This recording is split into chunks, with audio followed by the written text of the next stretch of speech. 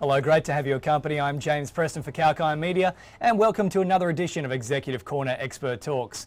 In this edition, I'll be shining a light on VinZero, and the best way to do that is to sit down with the CEO of VinZero, Paul Laycock. Paul, thanks so much for joining me today.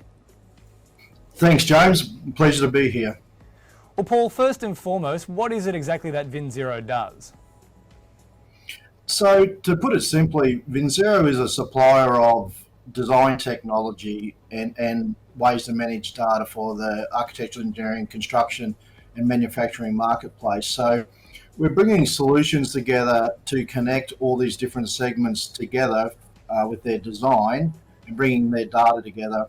And then the whole goal of VinZero is having a major drive on helping our customers move their designs to net zero. So it's really important that we provide the technology to help them transform the industry, because unfortunately the construction industry is a long way behind in transforming and being more efficient. So this is our contribution to trying to drive this industry towards digital transformation. So run me through exactly how the technology works to actually help achieve those net zero targets. What does it look for? Okay, so there's a lot of different technologies that plug in for whether it's an architect or an engineer, to do a design or start working on a design or through the construction phase. So the problem with driving towards net zero is having all these different people having access to information to allow them to make those decisions, okay? So for instance, if you go back 10 years ago, an architect would walk they'd have a library, they'd walk in there and they'd get all the latest books that might have come out from a manufacturer like Fish and Paykel or something similar, right? But that's way too slow on how fast the industry works now. So by having a way that these systems can actually access the data, and the manufacturers are providing their content with all the attributes and information about the effects of that piece of manufactured equipment. So, has it been put together at net zero or driving towards net zero? Is it an efficient use of power, etc.? So if designers have access to that information at their fingertips, they can make easier and quicker decisions to start to do that transformation versus having to do lots and lots of research and trying to find all this information out. So it's about bringing the data together through all these different industries and bringing it together so a designer can make the right decisions or the best decisions. Well, you mentioned different industries there. Obviously, we've already touched on the construction industry, but what other industries has VinZero worked with, and which ones seem to be getting the most benefit out of your projects? Look, one of the great factors in what we do, it really works across both the architectural, the engineering and the construction industry. But then because we're tying in the use or in the major use in these industries of manufactured goods. So working with all those manufacturers and helping them design and get the products correct for net zero. And then these other groups having access to that, we're really touching on across that whole scope of that industry. So we're lucky. We work with anything from car designers to councils building roads, or people building high-rise buildings, to single-story homes, to desks, furniture. We really work across everything that's designed and modeled in 3D. We work across. So we really feel, because of the size of our global company now, we can really have an effect on this pathway. Well, just a little bit of a tangent here, because you've just mentioned that you work with councils on roads, for example. One thing we've seen with all the rain recently is that there's been a lot of degradation to the roads, huge potholes everywhere. How can your projects be incorporated to fix those kind of issues, which seem to be occurring quite a lot recently? Yeah, look, probably gets a difficult one on the maintenance side, because a lot of that's, patchwork, and they try to get things back up and running. And we've certainly had our share of that here in Queensland with the floods and everything that's happened. But I think where it becomes more important is as you look at the future designs, and we're looking at the roads and we're looking at the bridges, and having access to the right types of materials and construction materials that will hold up against events such as this, and it's the most cost-effective ways to repair those types of things. So, if you look at road design, and they have to go pull up a whole complete piece of road and redo the road, that can cost a lot of money, versus looking at solutions that might just resurface that part of the road. So there's a lot of factors. Maintenance is always is a bit of a tough one unless it's a major overhaul. But where we're really focused on is trying to build our new infrastructure, our global infrastructure, whether that's roads or buildings, or manufacturers, building them in the right way to start that's stepping us towards that net zero. And it's a big jungle out there trying to find the right information, which product's a bit better than another product in that respect. And I think this will make our manufacturers also promote which products are driving towards net zero and helping us as a global community. Well, Paul, I'd also love if you could take me through the Autodesk Construction Cloud. How can that be used by various companies? Yeah, so again, it's really funny when you start thinking about all these designs, everything I'm talking about, it's all just data. And the problem with all this data, if you look at what's happened typically in the past, is every business and segments within a business had all their own little patches of data, but it wasn't connected. The great thing about the Autodesk Construction Cloud, it's allowing us to build pathways to put all this data together and have that data accessible by everybody. And then to the next extent where we can look at that project and monitor that project, and everybody's working on the one project and sharing that information. And those design ideas can be shared and adopted even during construction. So it's just made decisions a lot easier and getting the right information to these people to make the right decision. Because there's one thing, if you look at designers over the years, they want to design something that stays around. They want to design something that's efficient. And I believe they want to design smart buildings. They want to design buildings that are good for our environment and have at least the least effect on our environment. Our job's to provide them the information and provide them some consulting around that. So one of my big drives is bringing other areas involved into the construction industry. So that could be bringing agronomists in, solar experts, could be bringing agricultural scientists in. It's getting a lot of different knowledge bases coming together now to look at when we're doing a building, how do we make that building a much greater benefit for the, I guess, the community, but also then leading on to the environment. Well, Paul, one big sort of trend that's emerged in the past few years has been that of NDIS buildings. Are you doing a lot of work in that space, for example? Look, a lot of our different designers plug in and work across all those different types of segments. And I guess when it starts getting into those areas, it's making sure that the buildings meet the requirements of what the people that need that type of housing or accommodation, or whether it's a rehab centre, etc., to utilise. Again, it just comes down to those designers knowing what they can put in there and getting the latest information from manufacturers. Because once you go past the walls and the windows and the doors and you start looking at what goes into a building, there's literally thousands and thousands of suppliers that are providing those types of products. What we need to do is make sure we're picking the product that suits the I guess the end client or the end user, but we also then have the choice to make sure that those products are going to step us towards net zero. Paul, do you typically find that VinZero is the one reaching out to other companies, or are they now definitely coming to you looking to ensure that they can get this net zero target on board? Yeah, look, I think it is a massive trend it's just building up underneath the whole construction marketplace. And I think it's very consumer driven as well. Like I think people want to know if they put an oven in their house or they put a benchtop in their house, it's renewable, and you look at what we're doing with the ways we select our food and consumables. So I think there's a major drive from the consumer. And what we're finding is our clients are coming to us and wanting to know how do they bring their systems together to enable them to meet these requirements, but keep the processes working well and keep building on time and getting hold of all the construction materials. So, it's a bit of a unique situation with what we've gone through in the last few years, where there's a struggle on getting components and building materials.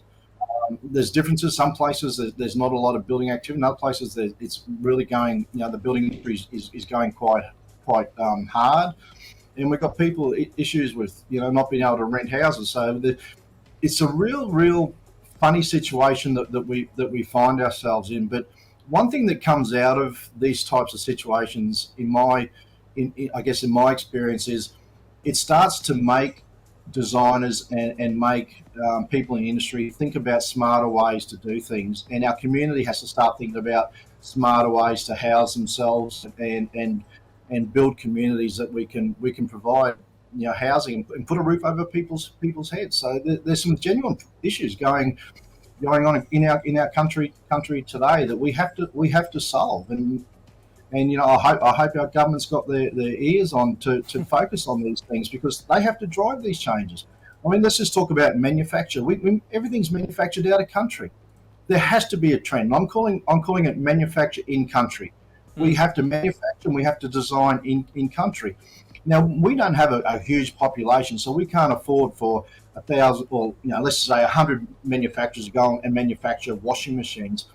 But I would hope the government starts to think about ways to build like manufacturing plants and warehouses that have different types of technology, robotic technology, etc., in there, to start building components and then allowing different manufacturers to plug into those components to build what we need. Because we have to become more sustainable in our own country, and we have to have control then over those materials we're using in that to make us more sustainable. So this whole idea of buying everything overseas and importing everything, I think our consumers are wanting that to change. I think they're prepared to pay more to have the change, to know that they've got a continual supply and they're getting quality and they're having a great effect on the global environment.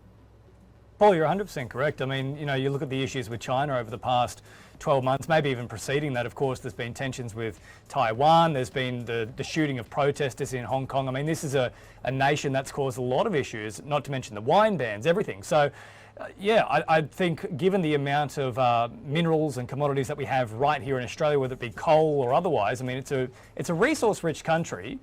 And you look at the difference. I mean, previously we had Holden plants here, and now all that's gone as well. So, you've hit the nail on the head there. I think, given how much of an infrastructure boom we've got going on at the moment, let's turn it back to here.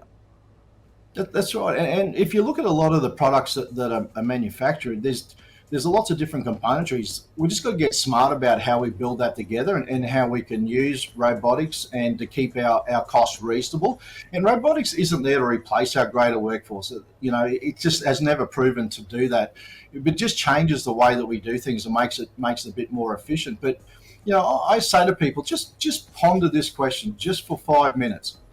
What if we could not get a white good for the next 2 years? Because how many white goods are manufactured in Australia? What would happen? You couldn't go down and get a washing machine. You couldn't get a dryer. You couldn't get a hairdryer. You couldn't get a dishwasher. You couldn't get, vaporizers for kids. You couldn't, it goes on and on and on. Sleep machines for people to be able to sleep, with sleep apnea. All these things. If we couldn't get that for 2 years, where would that put Australia? Does that really make Australia as strong and solid as we really think it is? Mm.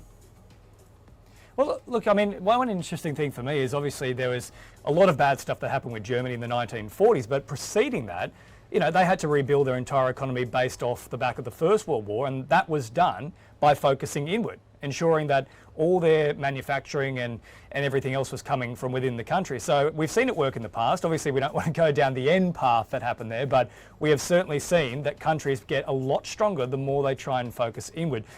One other thing I want to ask for you as well is, we've still got these supply chain issues off the back of COVID. We've had obviously the Suez Canal issue, which is still causing problems many months later. With this in mind and the white goods issue here, do you think we'll see any kind of turnaround here from the attitudes with our own legislative bodies? Will we see them start to focus more inward? I don't think they're going to have a choice.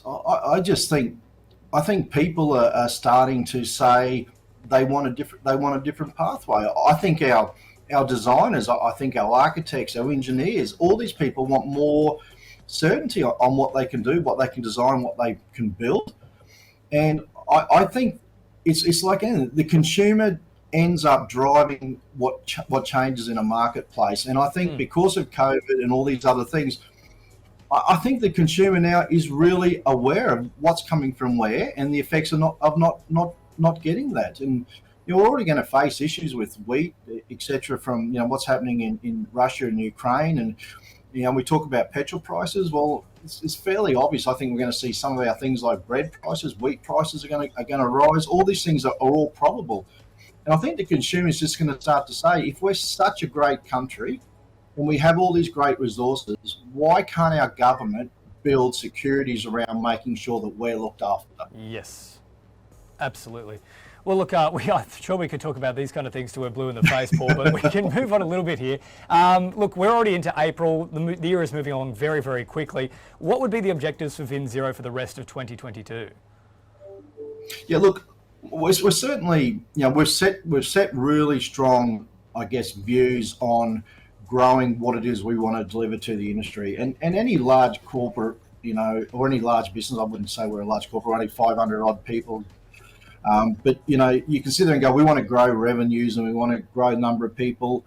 We're taking a different approach, and what we're saying is we want to grow the solutions that we provide to the industry, and we want to grow the consulting and the help we get to the industry to help this transformation, because we think this transformation is required. So our main growth areas are going to be looking at the right solutions to plug in to our designers and construction people, looking at connecting our designers and construction and supply chains together so there's a better monitoring and can understand issues and concerns. So if you go and pick something to put into a building, you know whether it is going to be available, isn't going to be available, and the time frame on those types of areas. So try to get the industry working a lot closer together on real time information so they can make decisions as they need to.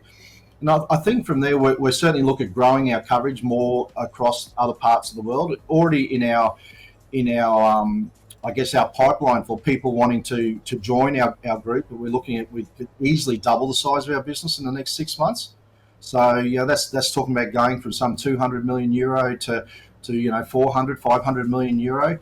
And so there's great growth places here, the great opportunities. And I guess it excites us a bit, I guess, driving this from Australia, because it's one of those old stories. We started off in a garage with 3 people, and here we sit today. So, there's a lot of great stuff comes out of Australia. There's a lot of great countries, a lot of great a lot of great entrepreneurs out there. And Australians are a great community.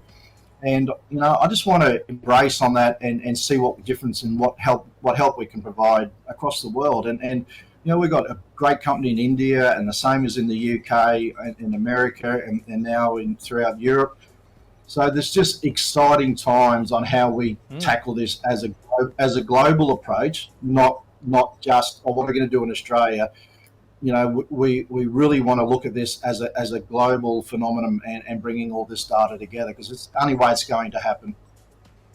Oh, look, big data is obviously it's the new wave. We've been hearing about it for 5 or 6 years, and it's most certainly arrived here, whether it be blockchain technology or Internet of Things. It's all sort of becoming encompassed into one big, I guess, mush, if you will. But look, Paul, it's been incredibly insightful to chat. I really do commend you on that growth that you've had with your business. As you said, just 3 people to start with. Now you're expanding globally. It's pretty crazy stuff. Just before I let you go, where can we find out all the information for VinZero? Look, it's like normal. You can just jump onto www.vinzero.com. That's VinZero spelled VINZERO. And I'll just give you a little bit where VinZero comes from. So in the Italian language, VinZero is spelt with a C, and it means to be victorious.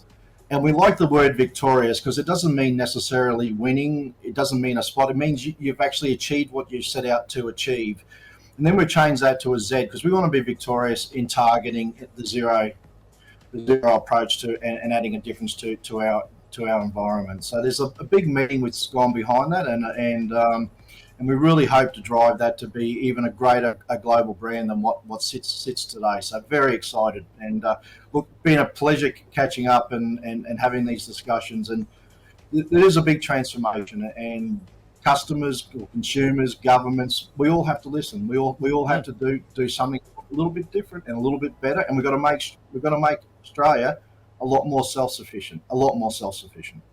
Absolutely, Paul, it's been an absolute pleasure to chat, and I certainly do hope that VinZero is indeed victorious. So thank you so much for your time. Take care. Thank you very much. Well, that's Paul Laycock, the CEO of VinZero, and if you missed any part of that chat, you can catch the full interview on our YouTube channel, kalkinemedia, so just make sure that you subscribe. I'm James, reminding you to stay apprised and invest wise with Kalkine.